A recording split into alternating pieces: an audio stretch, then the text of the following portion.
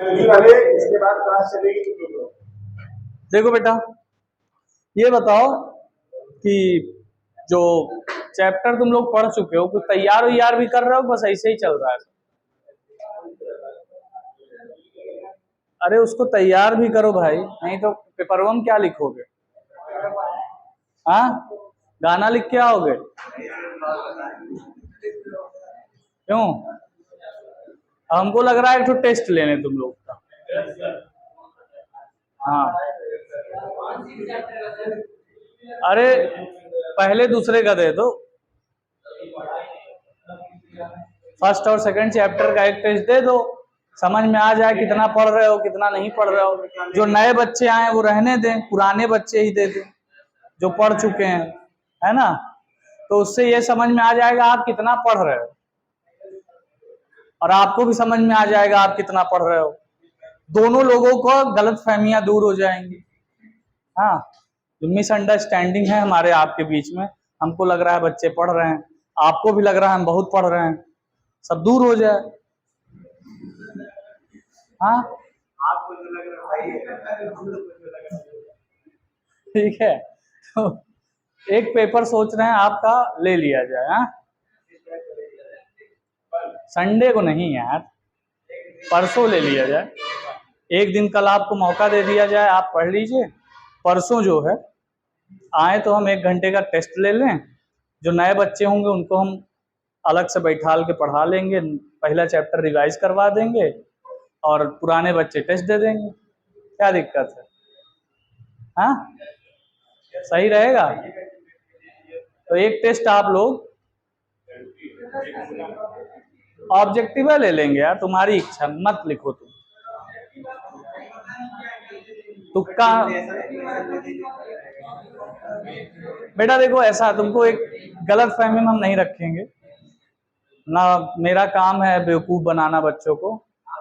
Board exam में definition उफिनीशन नहीं आती, जो बात है फैक्ट है, डेफिनीशन नहीं पूछा जाता। कोई भी पेपर उठा के देख लो तुम, आज से प्रीवियस ईयर, डेफिनीशन उफिनीशन बहुत कुछ चीजों की आती है, बहुत रेयर केस में।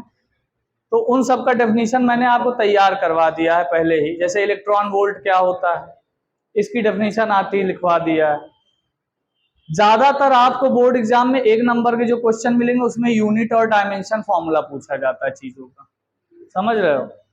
उसके बाद 2 नंबर में जो चीजें आती हैं उसमें छोटे छोटे न्यूमेरिकल रहते हैं, डेरिवेशंस अच्छे खासे रहते हैं, डेरिवेशन भर भर के हैं। तो डेरिवेशन में आपको सब करवा ही रहा हूं, लेकिन अब आपको तैयार भी तो करना है, करवाने से थोड़ी काम बनता है, समझ रहे हैं आप? ये सब चीजें हैं, थोड़ा सा उसको संभालिए। और परसों एक टेस्ट आप फर्स्ट चैप्टर का और सेकंड चैप्टर का दीजिए। तो उसमें मैं आपको क्या करता हूं कि कुछ ऑब्जेक्टिव क्वेश्चन रख देता हूं, 2-4 ठो डिस्क्रिप्टिव टाइप का भी रख देता हूं, जिसमें ये रहेगा कि डेरिवेशन वगैरह रहेगा। तो उससे आपका कंफर्म हो जाएगा, जैसा बोर्ड एग्जाम का पेपर आता है जो जो क्वेश्चन उसमें पूछे जाते हैं वही वही काम किया जाएगा। ठीक है, समझ में आई बात? देख, अरे इधर ध्यान दो बेटा। हाँ, मार दोगे, पेन ले लिया था। यार तुम तो बड़े गुंडे आदमी हो, तो उसे बात ही कर बेकार रहा है, बहरे पता चला मऊ पकड़ ले तू 4 लड़के के साथ है। हाँ, हाँ भैया, तो आज हम लोग का नया चैप्टर स्टार्ट हो रहा है, क्या? किरचॉफ्स लॉ, है ना? इलेक्ट्रोडायनेमिक्स का सेकंड चैप्टर है ये। इलेक्ट्रोडायनेमिक्स हमने बताया था 2 पार्ट में है। पहला पार्ट क्या है? Current electricity. दूसरा क्या है? Kirchhoff's law. ऑन कर दिए हो? अच्छा अच्छा, हाँ तो नहीं नहीं, अरे ठीक। तो किरचॉफ्स लॉ जो है, सबसे पहले इसमें आप पढ़िए इलेक्ट्रिक सेल क्या होता है। इलेक्ट्रिक सेल यानी विद्युत सेल। सेल के बारे में तो जानते ही होंगे, रिमोट रिमोट में लगता है, क्यों भाई? और थोड़ा बहुत इलेक्ट्रोकेमिस्ट्री में भी पढ़े होगे। हाँ, सेल के बारे में तो समझते होगे क्या होता है, इलेक्ट्रोकेमिस्ट्री पढ़ रहे हो इस समय, सेल के बारे में तो जानते होगे क्या होता है, कोई बताएगा? हाँ स्टोर होता है केमिकल एनर्जी को अच्छा, केमिकल एनर्जी को इलेक्ट्रिकल एनर्जी में और इलेक्ट्रिकल एनर्जी को केमिकल एनर्जी में कन्वर्ट करता है। तो ये किस प्रकार का सेल है?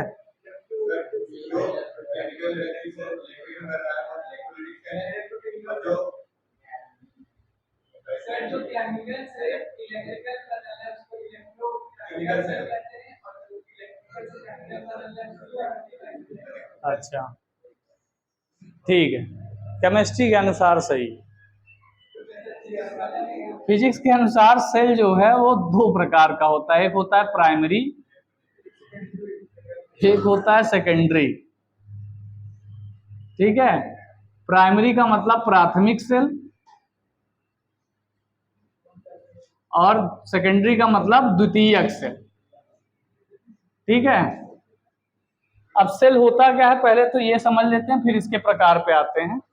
तो सेल क्या है? सेल एक प्रकार का डिवाइस है यानी युक्ति है जो सर्किट में विद्युत विभवांतर यानी इलेक्ट्रिकल पोटेंशियल को मेंटेन रखता है। इलेक्ट्रिक पोटेंशियल मेंटेन रखने का मतलब जैसे हमको ये फैन चलाना है, अब इस फैन को 220 वोल्ट का क्या चाहिए? पोटेंशियल चाहिए। तब वो 220 वोल्ट का पोटेंशियल कौन मेंटेन कर पाएगा? सेल मेंटेन कर पाएगा।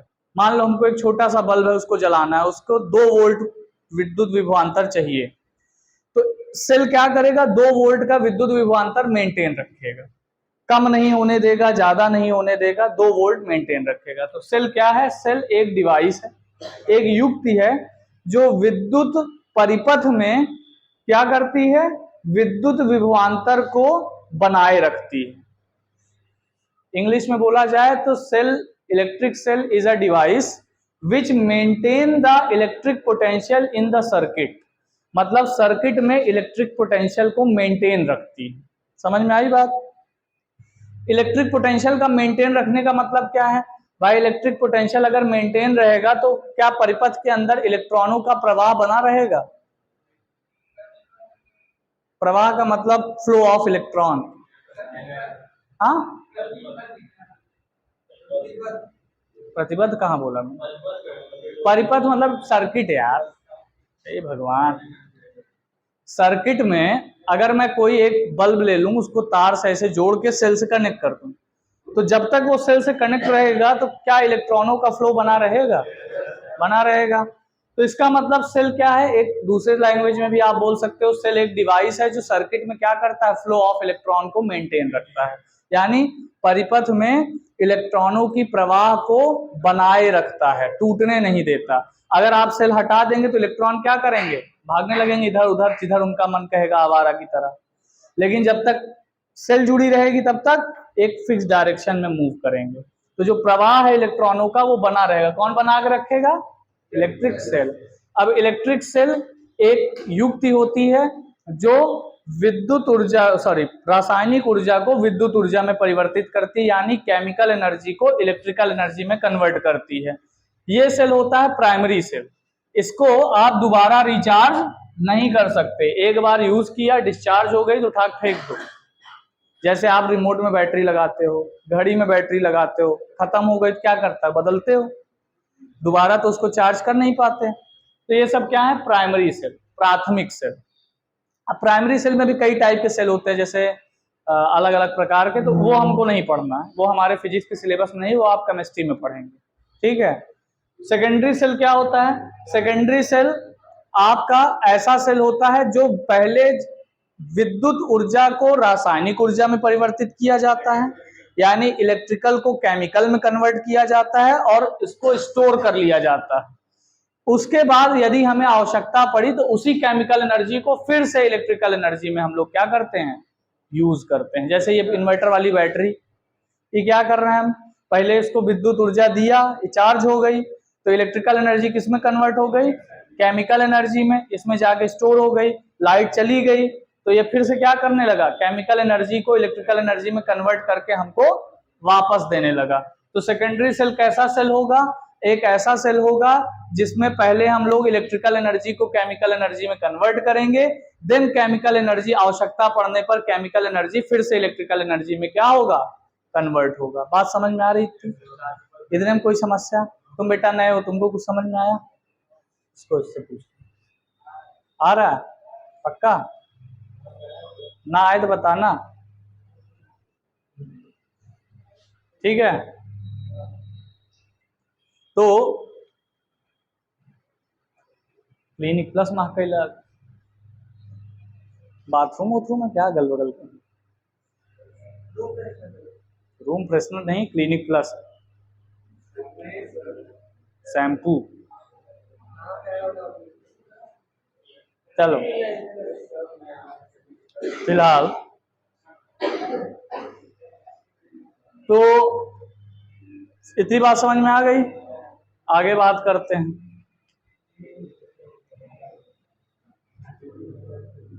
आगे बात ये है, प्राइमरी सेल क्या होगा? A cell which convert chemical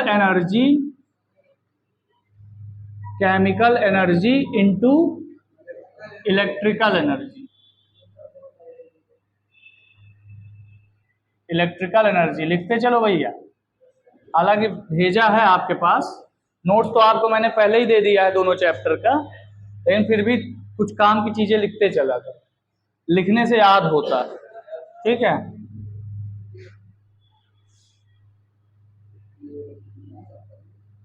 हाँ ये नया चैप्टर है भाई।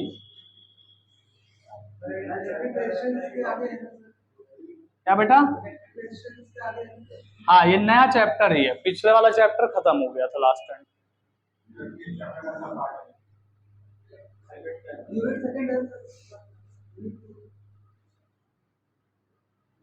नहीं बेटा ये यूनिट 2 का ही है, यूनिट 2 का ये सेकंड चैप्टर है, पहला खत्म हो गया और यूनिट 2 में 2 ही चैप्टर हैं, तो ये खत्म होगा तो यूनिट 2 भी खत्म हो जाएगी। क्या बेटा? हाँ एक बार डिस्चार्ज होने के बाद फिर इसको दोबारा रिचार्ज नहीं किया जा सकता।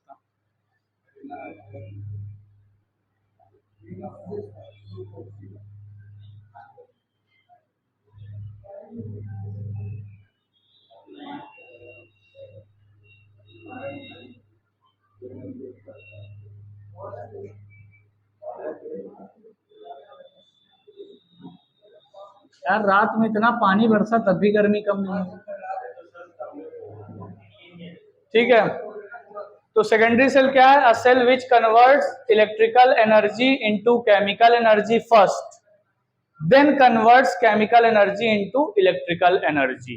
पहले इलेक्ट्रिकल एनर्जी केमिकल में कन्वर्ट होती है, फिर केमिकल इलेक्ट्रिकल में कन्वर्ट हो जाती है। समझ में आई बात? तो ये 2 टाइप के आपके सेल हैं। अब सेल से रिलेटेड कुछ बात समझते हैं। सेल से रिलेटेड पहली बात है इंटरनल रेजिस्टेंस। Internal resistance. अब इंटरनल रेजिस्टेंस क्या होता है बेटा? जैसे कोई तार है, जब इसमें इलेक्ट्रॉन दौड़ते हैं आपके, तो इलेक्ट्रॉन के रास्ते में कुछ बाधा उत्पन्न होती है, यानी कुछ रुकावटें आती हैं। इसी को हम लोग क्या कहते हैं? रेजिस्टेंस कहते हैं कंडक्टर का, ठीक है? तो सेल के अंदर भी जो इलेक्ट्रोलाइट डाले जाते हैं, जो भी सोल्यूशन होते हैं या केमिकली जो केमिकल्स प्रेजेंट होते हैं इलेक्ट्रोड्स के बीच में, तो उनके अंदर भी कुछ बाधा उत्पन्न होती है। जब इलेक्ट्रॉन उनमें दौड़ते हैं तो उनमें भी कुछ क्या होती है? रुकावट जनरेट होती है। लेकिन वो क्योंकि सेल के अंदर है, इसलिए इसको क्या नाम दे दिया गया? इंटरनल रेजिस्टेंस, यानी आंतरिक प्रतिरोध। क्या नाम दे दिया गया? आंतरिक प्रतिरोध, यानी इंटरनल रेजिस्टेंस। समझ रहे हो बात को? क्यों भाई? जैसे आप ट्यूबलाइट को जलाने के लिए एक तार ले आओगे, वहां जाके लगा दोगे पिन में, है ना? तो पिन से जो इलेक्ट्रॉन दौड़ के ट्यूबलाइट तक आएगा, तो रास्ते में तार के अंदर क्या होगा? रुकावट उत्पन्न होगी। उस रुकावट को हम पूरे परिपथ का क्या कहेंगे? रेजिस्टेंस कहेंगे। लेकिन अगर हम बैटरी से कोई चीज चला रहे हैं, तो बैटरी के अंदर जो इलेक्ट्रोलाइट प्रेजेंट है, उसमें जब इलेक्ट्रॉन दौड़ेगा तो उसमें भी इलेक्ट्रॉन में क्या होगी? रुकावट उत्पन्न होगी। और जब बैटरी के अंदर जो इलेक्ट्रोलाइट है उसमें जो रुकावट उत्पन्न होती है उसकी वजह से उसको हम लोग क्या कहते हैं, इंटरनल रेजिस्टेंस या आंतरिक प्रतिरोध। तो इसका डेफिनेशन कैसे दोगे, इसका डेफिनेशन दे दोगे तुम, a resistance offered by electrolyte of a cell, electrolyte of a cell। अगर सेल का जो इलेक्ट्रोलाइट है उसके द्वारा जो रेजिस्टेंस ऑफर किया जाएगा उसी को हम लोग क्या कहेंगे, is known as internal resistance. अब कुछ याद करने की जरूरत नहीं है। देखो, अगर पूछा जाए आपसे इंटरनल रेजिस्टेंस क्या है तो इसे अपने लैंग्वेज में बना लिया, कोई भी बुक की लैंग्वेज नहीं है, ये सारी मेरी ही लैंग्वेज है क्योंकि मैंने समझा हुआ है, उसी को अंग्रेजी में ट्रांसलेट कर दे रहा हूं बस। यही काम आपको भी करना है, अंग्रेजी माध्यम वालों को। कितना याद करोगे भाई, इतनी मोटी फर्स्ट बुक, इतनी मोटी सेकंड बुक, कितना याद कर बोलो, फिर उतना मोटी केमिस्ट्री, कितना डेफिनेशन याद करोगे। तो याद करने का मामला ये है कि भाई अगर आपको याद करने, मेमोरी पावर बहुत अच्छी है तो रट डालो एक लाइन से, और नहीं याद है तो भाई इसको समझो और समझ करके अपने लैंग्वेज में एक्सप्लेन करना सीखो। ठीक है, अब यहाँ पर अगर मैं याद किया होता तो नहीं लिख पाता, समझ रहे हो बात, तो समझ करके अपने लैंग्वेज में एक्सप्लेन कर लीजिए, काम खत्म। तो a resistance offered by electrolyte, electrolyte का मतलब इलेक्ट्रोलाइट कहाँ पाया जाता है, सेल के अंदर। तो सेल के अंदर जो इलेक्ट्रोलाइट है वो जो रेजिस्टेंस ऑफर करता है पूरे सर्किट को, वही क्या कहलाता है, इंटरनल रेजिस्टेंस कहलाता है, is known as internal resistance.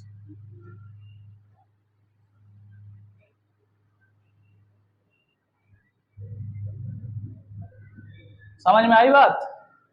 क्यों भाई, इसको स्मॉल आर से रिप्रेजेंट करते हैं बेटा, किससे रिप्रेजेंट करते हैं, it represented by small R. External resistance, circuit वाले रेजिस्टेंस को इससे रिप्रेजेंट करते थे कैपिटल आर, यहां पर ये किससे रिप्रेजेंट है, स्मॉल आर। इंटरनल रेजिस्टेंस को स्मॉल आर से रिप्रेजेंट करते हैं। अब ये जैसे सर्किट बना है तो कैसे पहचानो कहाँ इंटरनल रेजिस्टेंस है, तो बैटरी या सेल का जो सिंबल होता है वो ये होता है, ये किसका सिंबल है, ये सेल का सिंबल है। यहाँ एक बड़ा एक छोटी लाइन होगी, बड़ा वाला पॉजिटिव टर्मिनल होगा, छोटा वाला नेगेटिव टर्मिनल होगा, ये सेल है।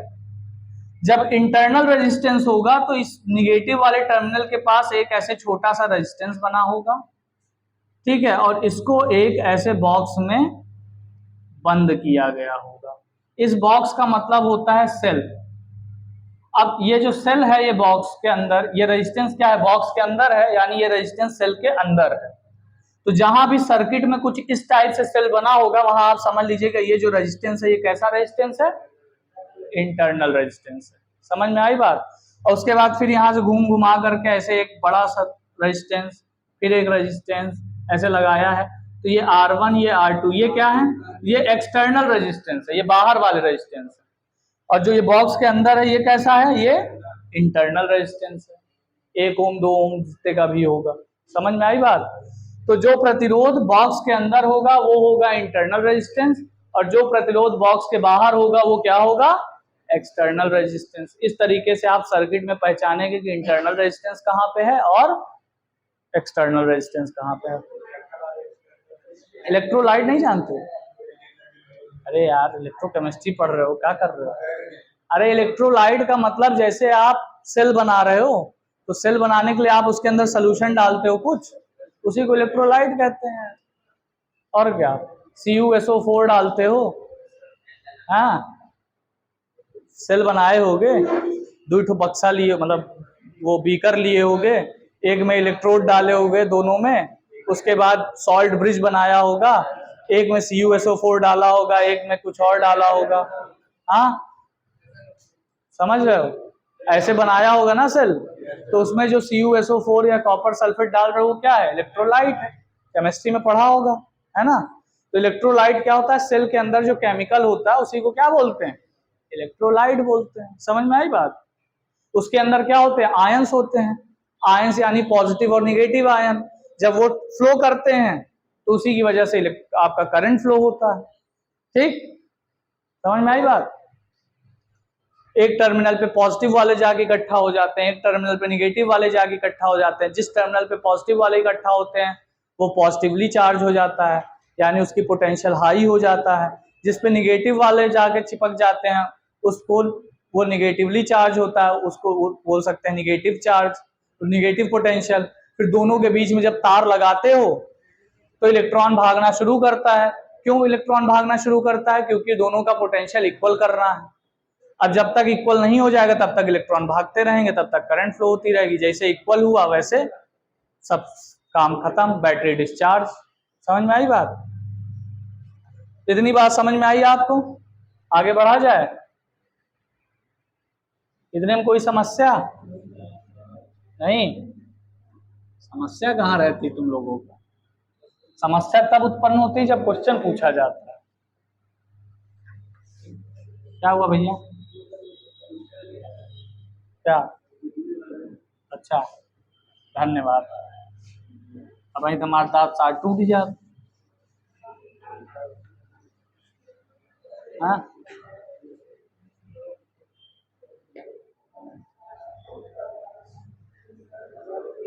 दांत साथ टूट जात, शादी उदी ना हो तुम्हार, दिक्कत हो जात।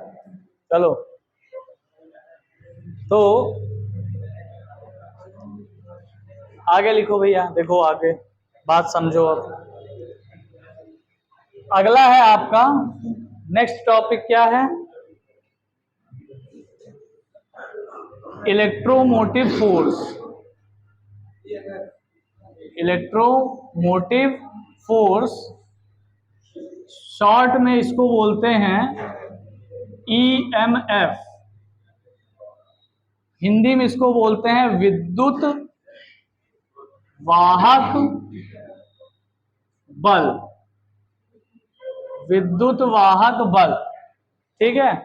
इलेक्ट्रोमोटिव फोर्स, विद्युत वाहक बल। अब ये क्या होता है?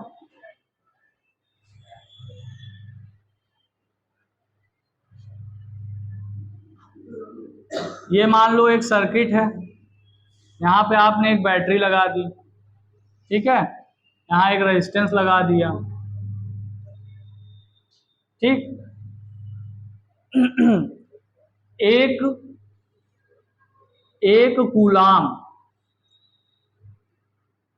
कूलाम चार्ज को फ्लो करने के लिए पूरा सर्किट में, मतलब पॉजिटिव टर्मिनल से निगेटिव टर्मिनल तक ले जाने के लिए बैटरी को जितना वर्क डन करना पड़ता है वही बैटरी का क्या कहलाता है? EMF कहलाता है, ठीक है?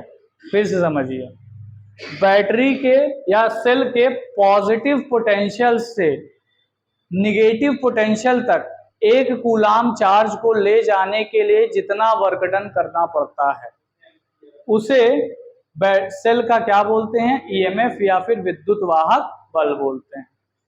समझ में आई बात? मान लो ये पॉजिटिव टर्मिनल है, यहाँ पर एक कूलाम पॉजिटिव चार्ज है, इसको आपने इस तार से जोड़ दिया। इस एक कूलाम चार्ज को ये यहाँ से थ्रो करेगा, फेंकेगा, घुमा फिरा करके पहुंचाएगा निगेटिव टर्मिनल तक।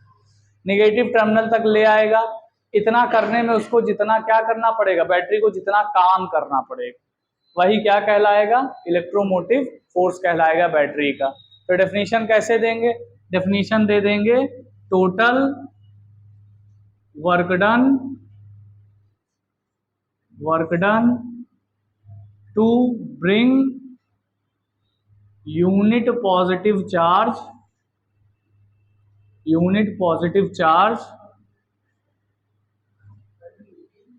Through a circuit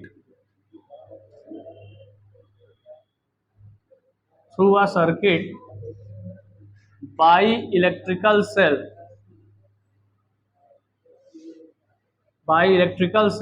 is known as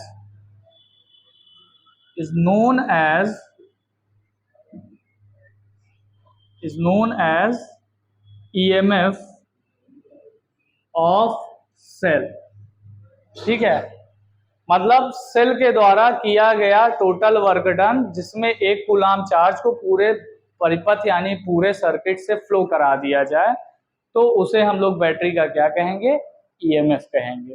तो ईएमएफ का फॉर्मूला हो जाता है, एक फॉर्मूला था आपका V equals to W upon Q, याद होगा आपको। तो यहां पर अगर मैं ईएमएफ निकाल रहा हूं तो ईएमएफ को दिखाया जाता है कैपिटल ई से। कैपिटल ई से हो जाएगा work done, total work done upon charge, ये आपका ईएमएफ का फॉर्मूला हो जाएगा।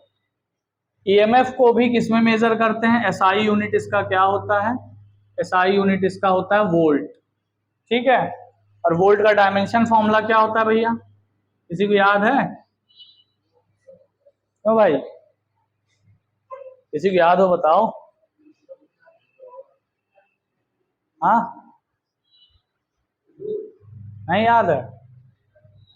एम एल स्क्वायर ए की पावर -1 टी की पावर -3। हाँ, ये डायमेंशन फॉर्मूला है किसका, वोल्ट का। अरे नहीं भी याद है तो निकालना सीखो।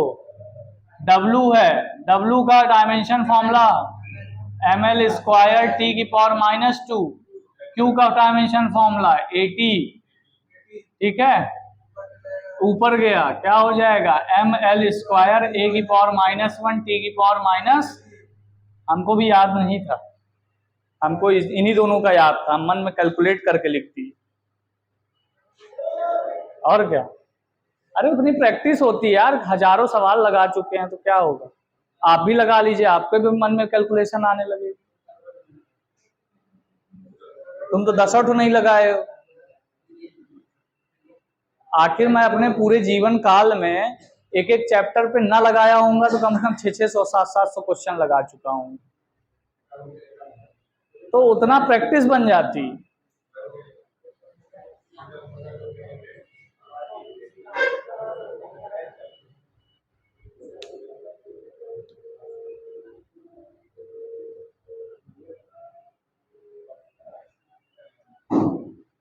ए पे ध्यान देते रहे यार, आई बंद हो जात।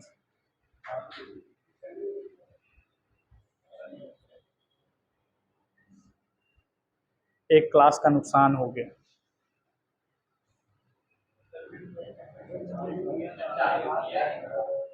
नहीं यार, लेकिन वीडियो नहीं, हम बंद नहीं किए।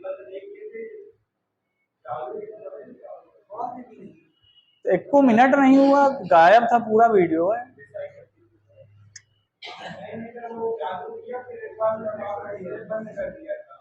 हो सकता है।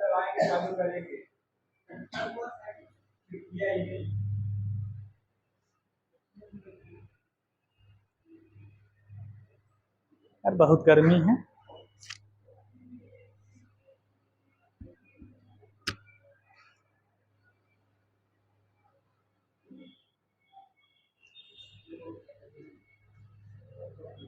आज आपको मैं पूरा सेल पढ़ा दे रहा हूं, हाँ। अगर डिस्टर्ब नहीं किए कोई तो।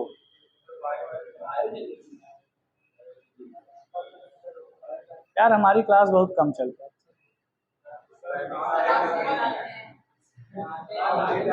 क्या गधे हो क्या, 9:30 बजे आके बैठ गया हूँ।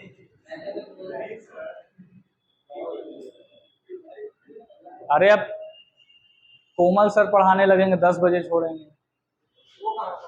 नहीं, जब भी उनकी क्लास पहले लगती है 20 मिनट खुद लेट आएंगे, आधा घंटा हमारी क्लास खा लेते हैं, तब उसमें थोड़ा डिस्टरबेंस हो जाता है। अब देखो हमको ज्यादा से ज्यादा 40 मिनट मिला और 40 मिनट मैंने पूरा पढ़ाया, कुछ भी बीच में कुछ नहीं बोला,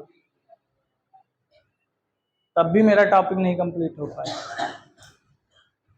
चलो फिलहाल लिख लिया इसको, आगे बात करते हैं। ईएमएफ हो गया। अगला टॉपिक है आपका टर्मिनल, अगला टॉपिक है आपका terminal potential, terminal potential.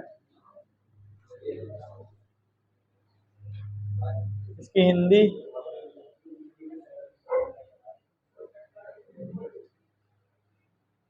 Hindi नहीं याद है यार इसकी, टर्मिनल पोटेंशियल का हिंदी वाला नाम याद नहीं आ रहा, ठीक है।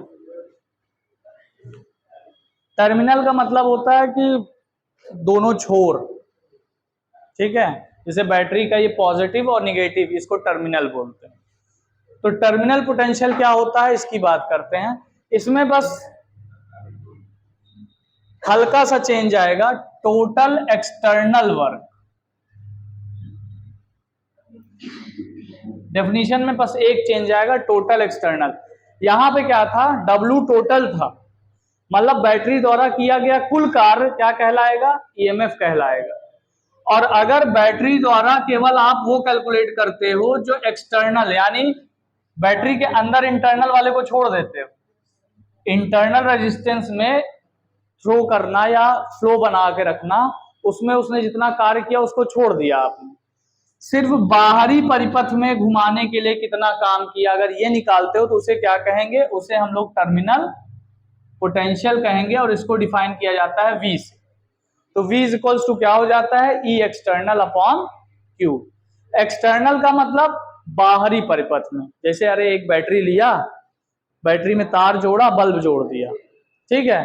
बैटरी के अंदर और बैटरी के बाहर इलेक्ट्रॉन को या चार्ज के फ्लो करवाने के लिए बैटरी को जितना काम करना पड़ा उसे हम टोटल वर्क डन कहेंगे, ठीक है। बैटरी के अंदर और बाहर दोनों को इंक्लूड किया तो क्या कहेंगे, टोटल वर्क डन।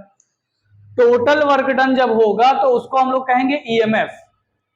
और अंदर वाले को छोड़ दिया, सिर्फ बाहरी परिपथ में घुमाने के लिए जितना काम करना पड़ा उसे हम लोग क्या कहेंगे, एक्सटर्नल वर्क डन। तो जब एक्सटर्नल वर्क डन देखेंगे तो उसे हम लोग क्या कहेंगे, टर्मिनल पोटेंशियल कहेंगे। बात समझ में आई वो? हाँ, इतने नहीं समझ में आई? टोटल वर्क डन नहीं, टोटल वर्क डन में EMF आ जाता है, और सिर्फ एक्सटर्नल वर्क डन अगर देखोगे तो उसको टर्मिनल पोटेंशियल कहेंगे। हाँ हाँ, ठीक है, बाय द बैटरी, यानी बैटरी के द्वारा एक्सटर्नली किया गया काम क्या कहलाएगा, टर्मिनल पोटेंशियल कहलाएगा। समझ में आई बात? नोट कर लो इसको, सब वही है। हाँ, चेंज कर दिया ना, टोटल एक्सटर्नल वर्क डन कर दिया।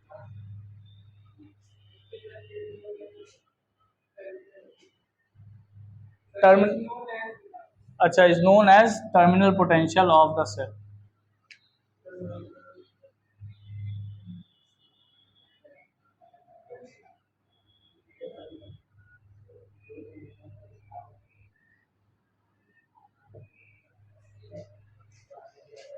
ठीक है भैया,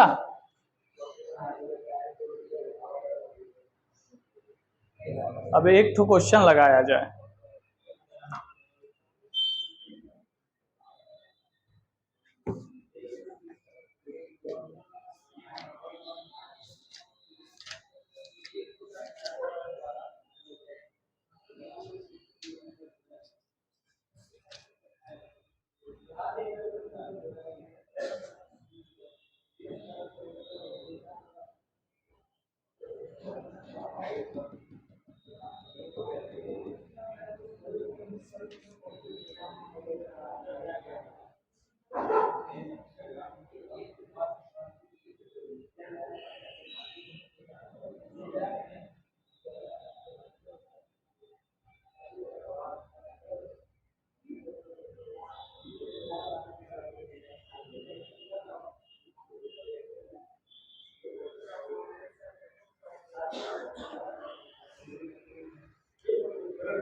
हाँ,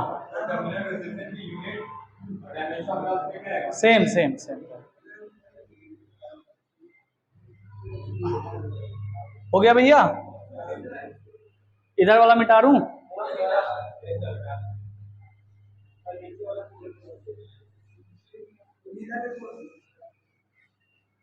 चलो,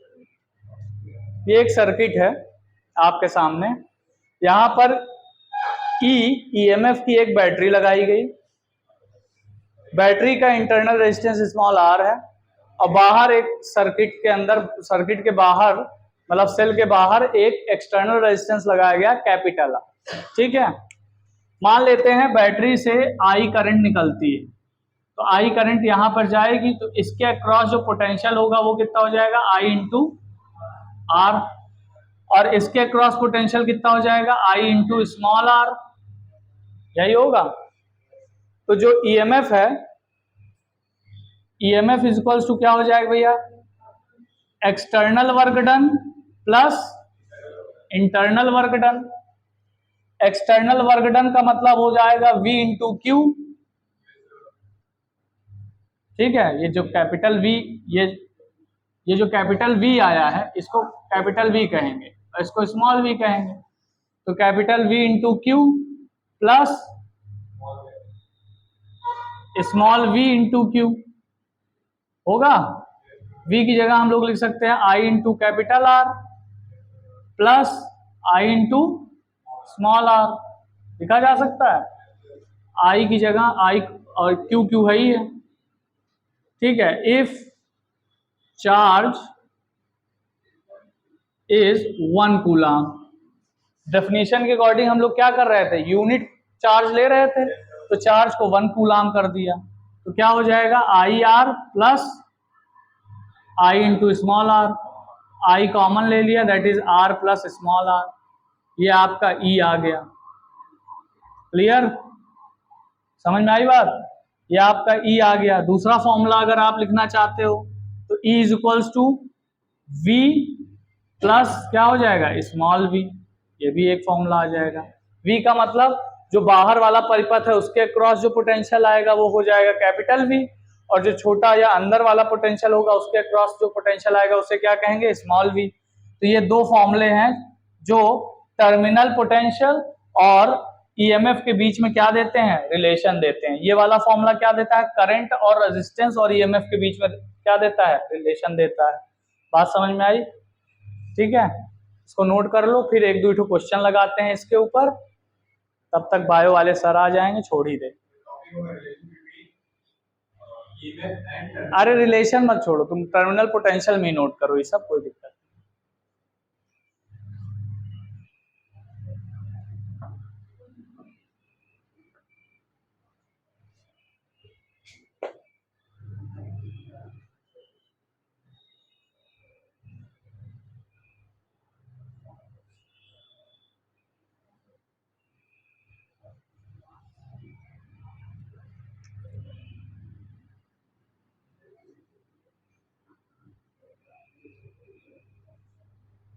The work done by the battery, work done by the cell is 2700 joule to flow a current 3 ampere for 10 minutes. For 10 minutes. Calculate EMF of cell. ये सबसे आसान क्वेश्चन है, अभी आसान से ही स्टार्ट किया है। The work done by the cell is 2700 joule to flow a current of 3 ampere for 10 minutes. Calculate the EMF of cell. मतलब एक बैटरी द्वारा 3 एम्पियर की करंट 10 मिनट तक प्रवाहित करने के लिए बैटरी को 2700 जूल ऊर्जा खर्च मतलब कार्य करना पड़ता है। तो ईएमएफ बताइए सेल का क्या होगा। ठीक है, तो ईएमएफ का फॉर्मूला आपको पता है क्या होता है, EMF is equals to W upon Q. ठीक, ये फॉर्मूला होता है। W दे के रखा है 2700 जूल, Q नहीं दिया है भाई साहब, तो Q की जगह आप क्या रख सकते हो, Q इज इक्वल्स टू रख सकते हो I into T, current into time. Current दिया है, टाइम भी दिया है, रख लोगे, कितना हो जाएगा 2700, I हो जाएगा 3 और 10 मिनट का मतलब हो जाएगा 600 सेकेंड। समय को सेकंड में बदलेंगे। ठीक है, ये कट गया, 9 तेरिक 27, 1.5 वोल्ट। हाँ, 3 9 तारीख 27 और फिर 6 से डायरेक्ट 9 में डिवाइड कर दिया। 1.5 वोल्ट, 1.5 वोल्ट क्या होगा? ईएमएफ होगा बैटरी का। समझ में आई बात? बस फॉर्मूले पे था क्वेश्चन, है ना? बस पहचानना था क्या दिया हुआ है, क्या निकालना है। बस थोड़ा सा कन्वर्जन था बीच में, क्यों की जगह आईटी रख करके सॉल्व कर लेंगे, काम हो गया।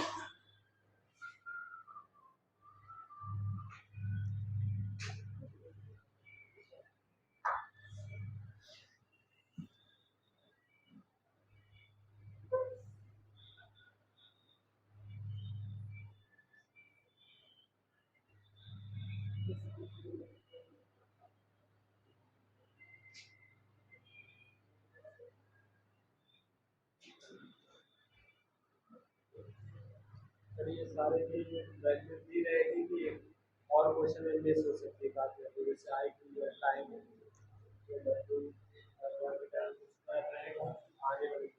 कुछ भी दे सकते हैं, किसी को भी मिस कर सकते हैं, लेकिन फॉर्मूले के अकॉर्डिंग आप निकाल लोगे।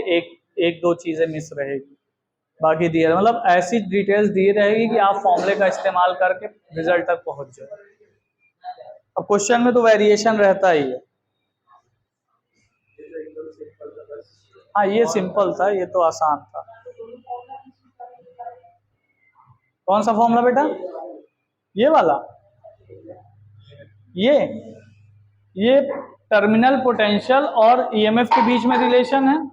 ऊपर वाला ईएमएफ करंट और रेजिस्टेंस के बीच में रिलेशन। चलिए नेक्स्ट क्वेश्चन लिखिए। बोल दे रहा हूं मैं क्योंकि क्वेश्चन थोड़ा लंबा है। देखो, the EMF of the cell, the EMF of the cell is 4 volt, is 4 volt and internal resistance is 1.5 ohm. Internal resistance is 1.5 ohm.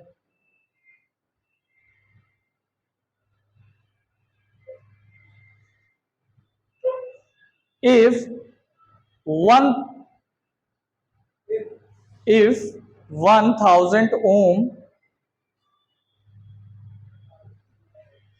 1000 ohm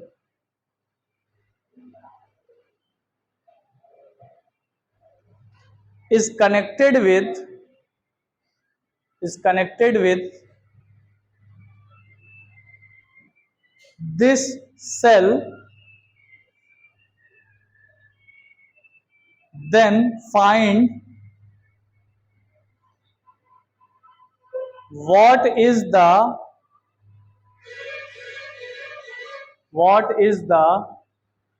percentage error, what is the percentage error to measure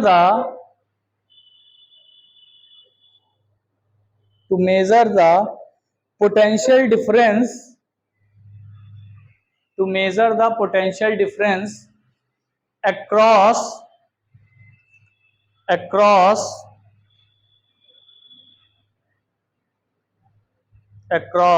this resistance, across this resistance। अभी question थोड़ा समझना पड़ेगा आपको।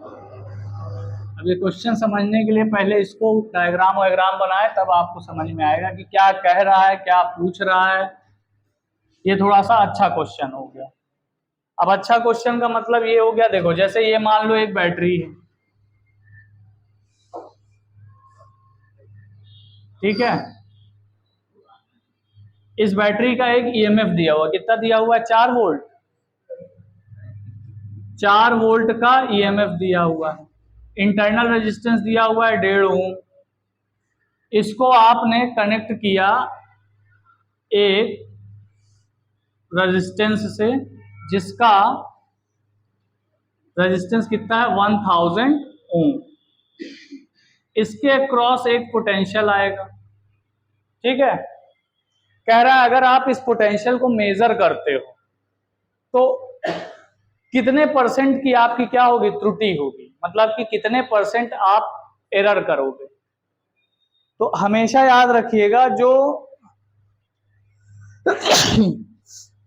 जो battery है या जो cell लगा होता है, अगर आप इसका पोटेंशियल मेजर करने जाते हो तो जो इसका इंटरनल रेजिस्टेंस के क्रॉस ये स्मॉल v आता है ना, ये मेजरमेंट में नहीं आ पाता।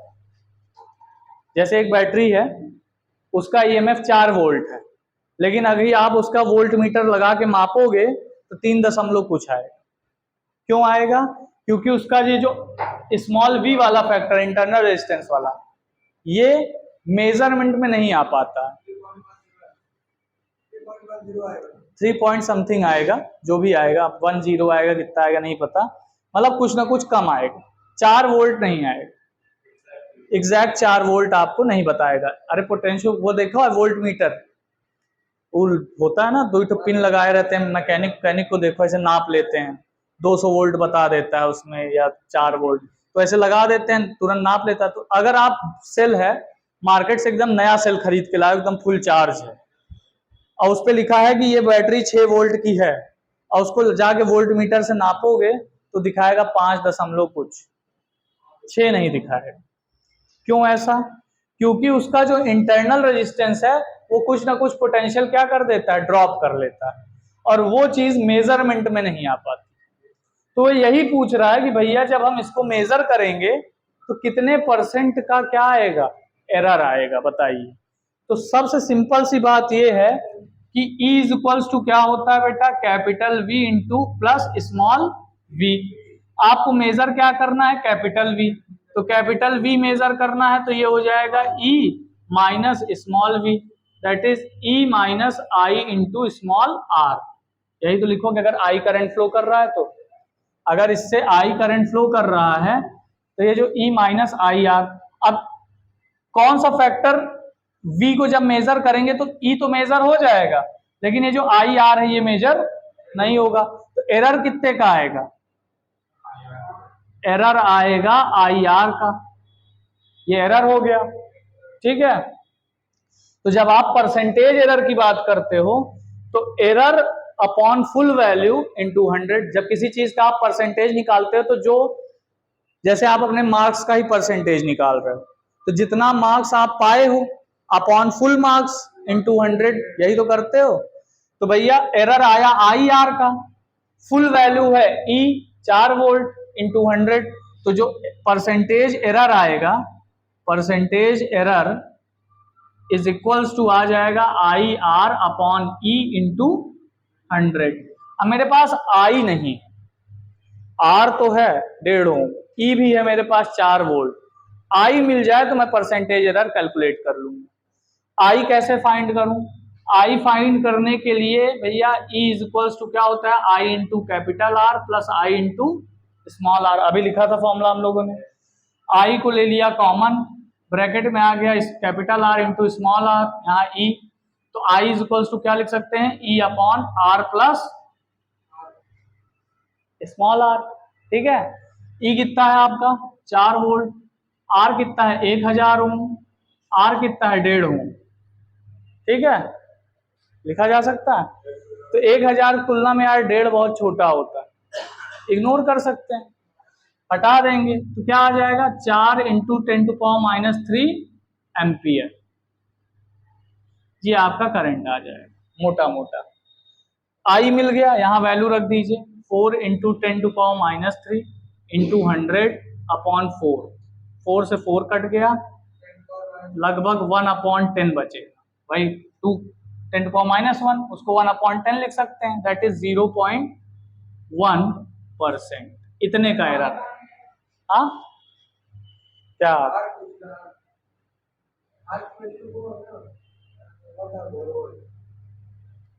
अच्छा ये 1.5, हाँ ये तो बच ही रहे थे, इसको भी ले लो, तो ये हो जाएगा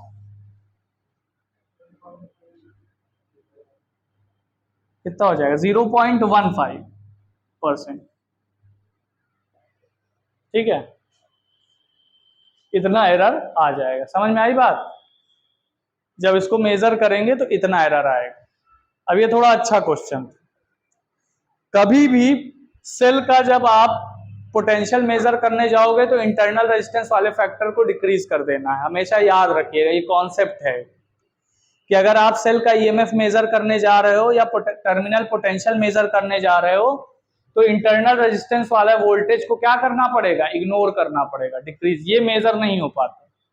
ये कैलकुलेशन में तो मेजर होगा, प्रैक्टिकल लाइफ में ये मेजर नहीं हो पाएगा। तो प्रैक्टिकल लाइफ में हमेशा इसको क्या करना पड़ेगा, घटा देना पड़ेगा, छोड़ देना पड़ेगा। समझ में आई बात?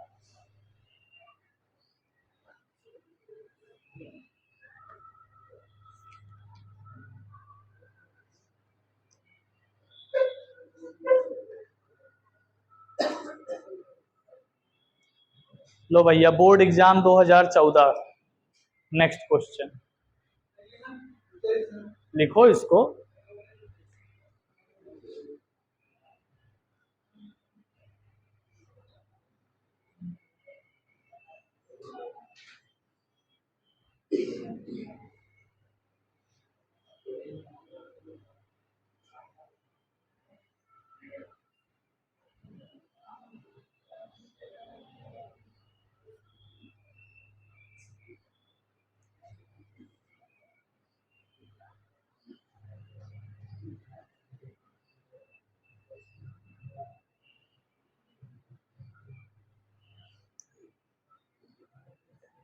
बोर्ड वोर्ड में बहुत कठिन क्वेश्चन नहीं आता है, बस ये है कि बच्चे अप्रोच सही नहीं करते। क्वेश्चन समझ में आएगा क्यों नहीं, अभी लगाओगे देखोगे, ऐसी बात नहीं है। पेपर आसान ही आता है। हमेशा याद रखिए, बोर्ड का पेपर बहुत ना कठिन आता है ना बहुत आसान आता है। पिछली बार आया था यार, इस बार मुझे नहीं, कोई नियम तो नहीं दिए, देखते हैं, बता नहीं सकते। बड़ा नियम बदल रहे हैं ये लोग, तो थोड़ा सा समझ।